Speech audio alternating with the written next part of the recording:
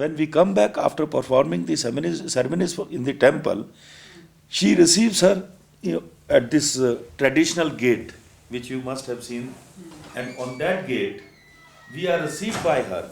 Then the person who speaks for the goddess, known as the gur in the local language, he is a person who goes into a trance and speaks for the goddess. He narrates this story in few words, that look here, it was because of me that you became the king, or your ancestor became the king. So long as you remember me, you'll continue to have this respect from the people.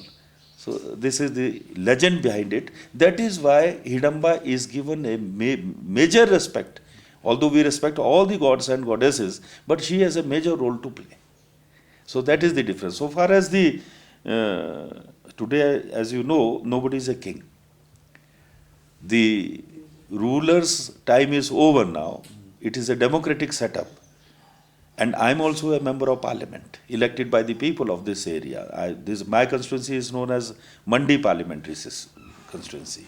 You see, so far as the Dussehra festival history is concerned, you must be knowing about it, that how it started. It started only during the 16th century. At that time, Raja Jagat Singh was the ruler of this area. One day, he was going to Manikan, a holy place in this district.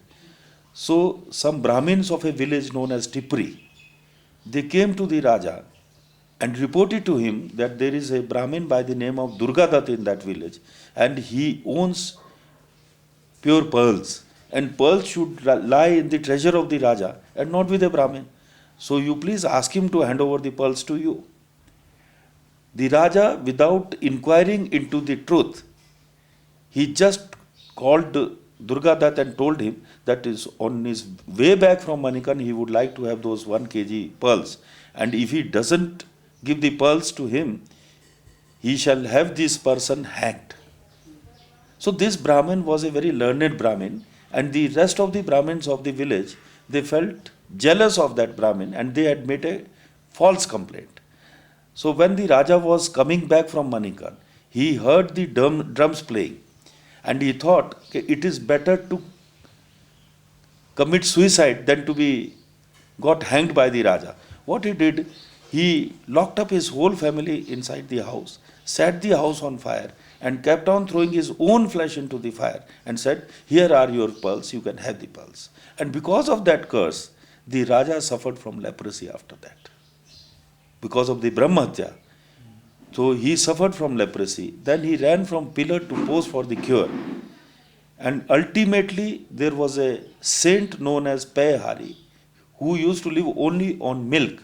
Pay means milk. So he used to stay near Nagar. There is a place known as Chedi.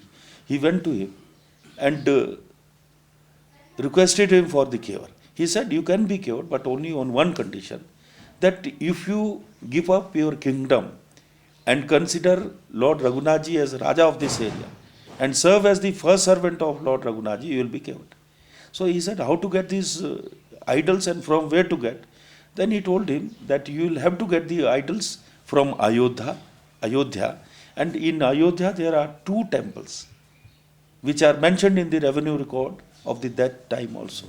One is the Ram Janambhumi and second is the Tretanath Thakur. This is Tretanath Thakur. These idols was especially brought from that place.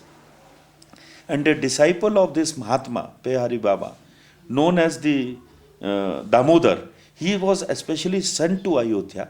He stayed for 1 year there, noted down all the ceremonies of the temple, and then stole those idols and brought to this place, and they were put on the throne. And since that day, Lord Raghunathji is the Raja of this area, and we serve as the head of the family serves as the first servant of Lord Raghunathji. So whatever ceremonies we perform, it is on behalf of Lord Raghunathji and not as a Raja. So this is the difference. Sometimes people say that the rules of the Rajas are over, but in Kulu they still enjoy the same thing. It is not a fact. What we do is, we are performing a duty on behalf of Lord Raghunathji. He is the Raja of this area, not we. And all the gods and goddesses of the villages, they come to pay respect to Lord Raghunathji, and through us, because I am the first servant. That is why whenever there is any procession or any ceremony in the temple, I have to carry a golden stick. These sticks are carried only by the servants. So I am the servant of the first servant of Lord Raghunath. So this is the difference you find.